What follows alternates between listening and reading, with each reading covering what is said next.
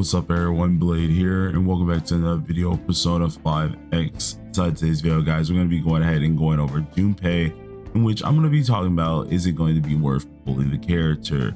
Now this is mainly going to be for my C and KR TW peeps. C and players already got him, and obviously I want to talk about him as well before he came out on TW, seeing I will be trying to get him myself. So if you guys do enjoy the video, please do hit that like button, hit the subscribe button, share it around if you want to as well. Really does help out the channel a lot. We do have a goal of trying to hit 20k subs for my birthday, which is on April 18th, so I'm going to try to push myself as much as possible. I do apologize a little bit for my voice. I am still a little sick from yesterday, and I'm still trying to get through it because listen, you gotta have things to pay the bills. So either way, we're gonna try our hardest to see if we can get far enough with it. So thank you guys for the support. But getting straight into it here, one of the main things I do guys say about Junpei is he is an interesting case. Junpei himself is not a bad character. He just came out at an interesting timing, and this is mainly because we don't have other fire characters that are really relevant other than Makoto, and right now Makoto's in a very wishy-washy area with the amount of characters that have came out.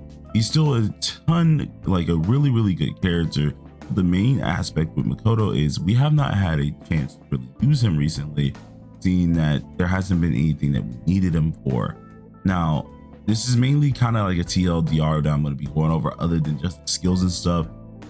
In all honesty, since he released at this weird timing, if you want to run fire, then he's a great character to pull. But if you're a person who like are just trying to get the character, you're trying to get the most out of your fire teams right now, it's kind of a reason to kind of skip the guy, because without a fire team, he's in a very medium area. He's kind of good, he's kind of bad, but for the most part he's just mediocre. In a fire team, he's actually way better than he seems here, but if you don't have his caps correctly, he can be outdone. So there are different things that this character does like kind of excel at, and different things that he doesn't excel at. So we're obviously going to go over that. So they do have their character preview as well as the review so far. That standout traits is mainly going to be a sacrificial type purpose here, where he's going to be very strong for buffs, fire teams here as a defense character. Now the reason why this is a very interesting one here is because buffs are a huge deal inside of P5X itself, and TW and KR have, well, TW, KR, and CN have really noticed this, seeing that whenever of course there's a character that has buffs, obviously a lot of people pull.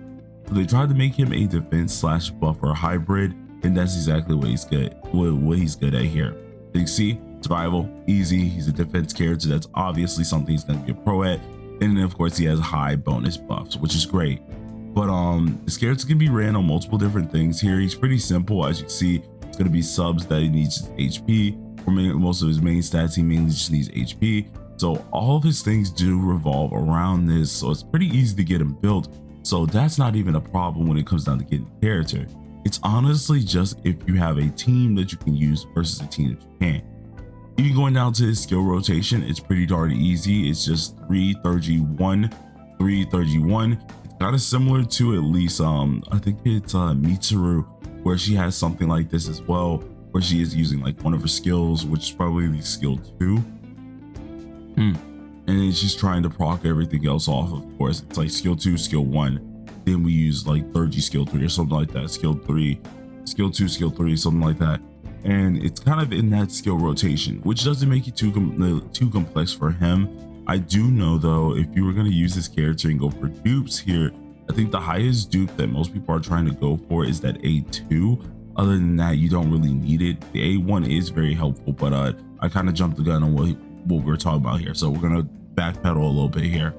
We have these skills that he does here, which all aren't really too bad, to be honest. They're pretty useful. You're mainly going to be obviously using that skill 3, and that's going to help you out, and then the skill 1 itself. This skill is never really going to be used too much. It's like a detonate card, so it's not really going to be used too much here itself, especially for the physical amount that it does have. But skill 1 itself deals fire damage, and it is 77.1% of Junpei's max HP, and detonates the target's fever pitch. Now what this does, it deals extra fire damage to all foes, 38.6% of Junpei's max HP. So it is once again going to be based on his max HP. This is going to be great for you guys, especially when it does come down to the damage he can deal, but also the amount of defense he's able to take down.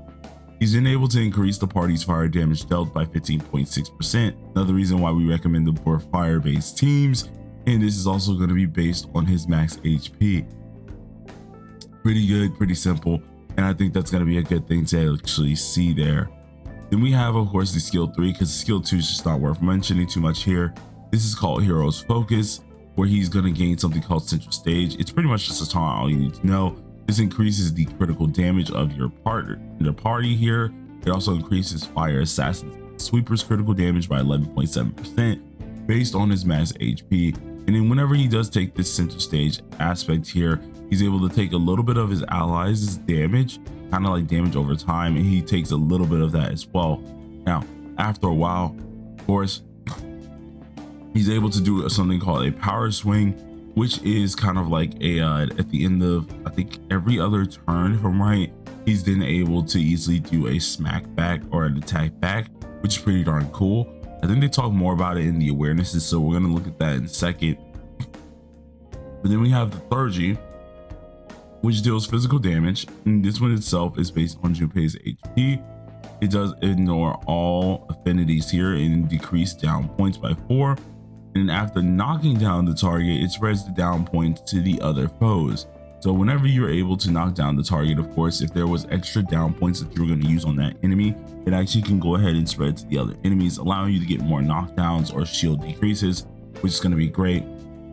Alongside of this here, he's getting a crit damage buff based on the max HP here, and this can stack. At the end, or at the start of the battle, if there is a fire assassin or sweeper on the field, he is able to then double Junpei's base Clergy, which is another reason why he's just insanely good for any character who is a fire character. The one thing I gotta say about this unit is definitely if there is future like fire units, he will excel. It's just currently right now we don't have a good place for him, and that's kind of how it's starting to look out a little bit more. We didn't have both his passives increasing the party attack based on it, as well as if there's a fire assassin or sweeper, he gets party damage dealt.